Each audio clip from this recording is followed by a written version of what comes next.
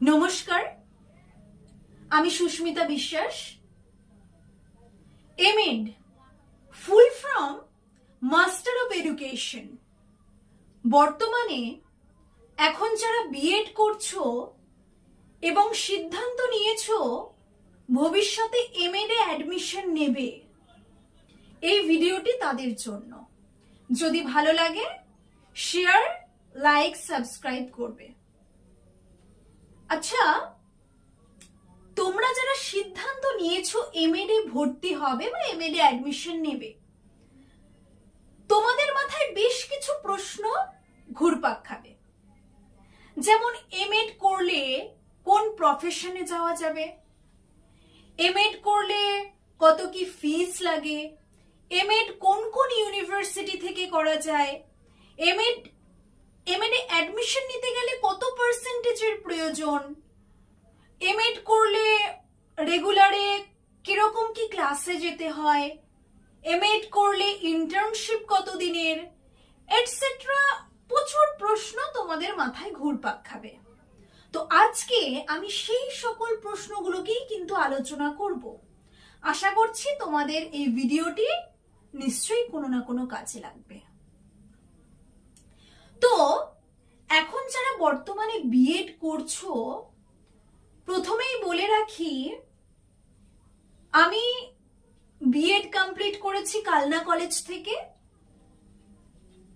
23 থেকে 25-এর ব্যাচ, এবং বর্তমানে আমি এখন এমএড করছি বর্ধমান ইউনিভার্সিটির ক্যাম্পাস থেকে রেগুলারে, 25 থেকে 27-এর ব্যাচ। এবার যারা এমএড এ অ্যাডমিশন নেবে বা কিছুদিন পরেই তোমাদের ফর্ম ফিল আপ শুরু হবে, যারা ফর্ম ফিল আপ করবে তাদের কিন্তু বিএড এ 55% পেতে হবে, তবেই কিন্তু তোমরা এলিজিবল ফর্ম ফিল আপ করার জন্য। এবার আমাদের বর্ধমান ইউনিভার্সিটির আন্ডারে যারা যারা কোর্স কমপ্লিট করেছো তাদের জন্য সিট অ্যালটমেন্ট 80%, বিইউ ক্যান্ডিডেটসদের জন্য 80%, আর হচ্ছে আদার্স ইউনিভার্সিটি থেকে যারা আসবে, বর্তমানে ধরো ক্যাম্পাসে এমএড করতে আসছো, তাহলে তাদের সিট অ্যালটমেন্ট হচ্ছে বা সিট ক্যাপাসিটি হচ্ছে 20% এর মধ্যে। এবার এখন তো আমরা যারা বিএড কমপ্লিট করেছি সেটা 2 ইয়ার্স ছিল, পরবর্তীকালে যদি 4 ইয়ার্স ইন্টিগ্রেটেড বিএড হয় সেক্ষেত্রে হয়তো দেখা যাচ্ছে এখন বর্তমানে আমরা 2 ইয়ার্স এর এমএড করছি, সেক্ষেত্রে হয়তো এমএডটা 1 ইয়ারের হয়ে যেতে পারে। এবার আমরা কিন্তু এমএড এ যখন ভর্তি হয়েছি আমাদের কোনো এন্ট্রান্স এক্সাম দিতে হয়নি। ভবিষ্যতে যদি এন্ট্রান্স এক্সাম দিতে হয় তাহলে হতেও পারে। স্পেশালি এই এক্সামটা যে যে টপিকস এর উপর নেওয়া হয়ে থাকে,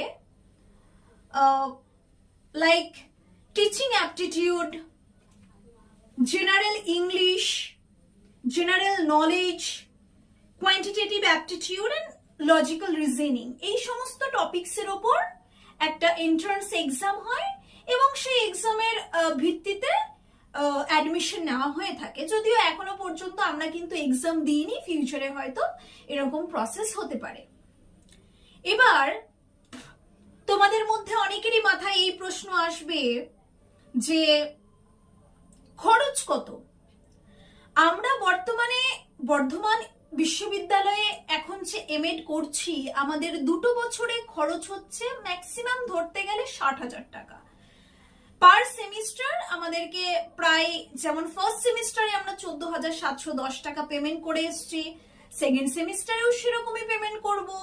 তো অ্যাপ্রক্সি যদি আমি ধরি যে ক্যালকুলেট করে, তাহলে 60,000 আর কি লেগে যাবে। এইবার অনেকের মাথায় এই প্রশ্ন যে আমরা স্কলারশিপ কত করে পাবো। দেখো, যারা এসপিএম-সিএম করবে তারা স্কলারশিপ পাবে 2 বছরে 30,000 প্লাস 30,000 করে, 60,000 টাকা স্কলারশিপ পাবে। এবার অনেকে হয়তো ন্যাশনাল স্কলারশিপও করবে, আবার কেউ কাস্ট স্কলারশিপ করবে। এখন এটা ডিপেন্ড করছে সিচুয়েশনের ওপর যে একটার বেশি স্কলারশিপ করা যাবে কিনা। তো সেটা তোমরা যখন ভর্তি হবে সেই সিচুয়েশনের উপর ডিপেন্ড করছে। এবার তোমাদের মাথায় যে প্রশ্নগুলো আসবে যে ঠিক কোন কোন জায়গা থেকে আমরা এমএডটা কমপ্লিট করতে পারবো, আই মিন কোন কোন ইউনিভার্সিটি থেকে। যেমন ধরো ইউনিভার্সিটি অফ বর্ধমান, এখানে এমএড করতে পারবে। এছাড়াও university of Kalyani, Visva Bharati university, education college Murshidabad, Subhas Chandra Bose BEd training college, তো এরকম বিভিন্ন জায়গা থেকে কিন্তু তোমরা এমএড করতে পারবে। প্রত্যেকটা জায়গার যে ফিস, সেই ফিস কিন্তু ডিফারেন্স। আমি তোমাদের কাছে যে বিষয়গুলো নিয়ে আলোচনা করব সেটা আমাদের বর্ধমান বিশ্ববিদ্যালয়ে যে সকল ভিউজ গুলো আমি কাটিয়ে গেছি, সেই সকল ভিউজ গুলো আমি তোমাদের দেবো, যা আমি দেখেছি সেইগুলো আমি তোমাকে বলবো। আমি আদার্স ইউনিভার্সিটির কি ওই বৃত্তান্ত আমি জানিও না।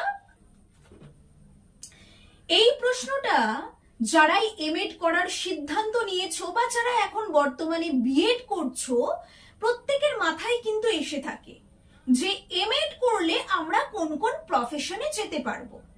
দেখো, ফার্স্টেই তোমাকে মাথার মধ্যে গেঁথে নিতে হবে যে এমএড করলে এডুকেশনের ওপর নেট প্লাস জেআরএফ ক্র্যাক করতে হবে, এবং জেআরএফ আর নেট ক্র্যাক করার পর নিশ্চয়ই তুমি পিএইচডিতে ঢুকবে। তারপর তুমি এলিজিবল হবে গভর্নমেন্ট বিএড কলেজগুলোতে প্রফেসর হওয়ার। এছাড়াও যে ডিএড কলেজগুলো রয়েছে সেখানেও তুমি প্রফেসর হতে পারবে। এছাড়া কি না, এমএড তার সাথে যদি নেট থাকে তাহলে জেনারেল কলেজগুলোতে, বিশেষ করে এডুকেশন যে ডিপার্টমেন্ট গুলো রয়েছে সেখানেও তুমি জব পাবে। এছাড়া আর কি, এছাড়া এমএড করা থাকলে, নেট থাকলে, জেআরএফ থাকলে পরবর্তীকালে কিন্তু যে গভর্নমেন্ট যে কলেজগুলো রয়েছে, বিএড, ডিএড, ডিএলএড, তো সেখানে তুমি প্রিন্সিপালও হতে পারবে। তো সেখানে ম্যাক্সিমাম যদি স্যালারি দেখা হয় তাহলে স্যালারি 40,000 পার মান্থ, 50, ডিপেন্ড করছে এক একটা জায়গার ওপর, বা তারও বেশি, 60। আমি এখন আলোচনা করব আমাদের বর্ধমান বিশ্ববিদ্যালয়ের বেশ কিছু নিয়ম কানুন নিয়ে। আমাদের বর্ধমান বিশ্ববিদ্যালয়ে 2 বছরের এমএড, যেখানে 4টে সেমিস্টার রয়েছে এবং প্রত্যেকটা সেমিস্টারে কিন্তু ফিস পেমেন্ট করতে হয়। যেমন আমাদের ফার্স্ট সেমিস্টারে ফিস পেমেন্ট করতে হয়েছে 14,710, ঠিক তেমনি সেকেন্ড সেমিস্টারেও ফিস পেমেন্ট করতে হবে, থার্ড আর ফোর্থ সেমিস্টারেও ফিস পেমেন্ট করতে হবে। এখানে সেমিস্টার ওয়াইজ ফিস পেমেন্ট করতে হয়। এছাড়া কি না, এছাড়া আমাদের হাফ ফি ফুল ফির একটা সুযোগ সুবিধা রয়েছে, তবে সবাই সেটা পায় না। আমাদের ক্লাসে যেমন টোটাল স্টুডেন্ট হচ্ছে 50 জন, মানে সিট ক্যাপাসিটি হচ্ছে 50টা, সেখানে হয়তো 50 জনের মধ্যে 10 জন মতো হয়তো সেই সুযোগ সুবিধা পায়, হাফ ফি ফুল ফি সুযোগ সুবিধা পেয়ে থাকে। তো ম্যাক্সিমাম যদি আমার পার সেমিস্টার 14,710 যদি আমি ফার্স্ট সেমিস্টারে ধরি বা সেকেন্ড সেমে হয়তো ধরি যে আমার এত টাকা লাগবে, সেখানে আমার সেটা হাফ ফি হয়ে যাবে, মানে ওই টাকাটার হাফ হয়ে যাবে যদি আমি কনসেশনটা পাই।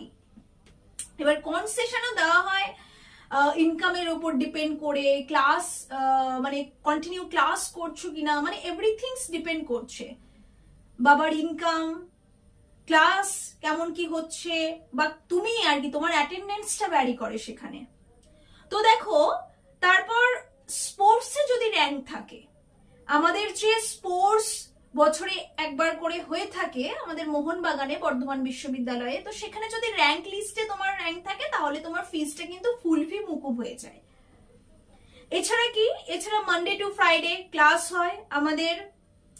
পার সেমিস্টারে টোটাল হচ্ছে তোমার হচ্ছে, যদি আমি 4টে সেমিস্টার মিলে ধরি তাহলে টোটাল 4টে সেমিস্টারে আমাদের পরীক্ষা হয় 2075।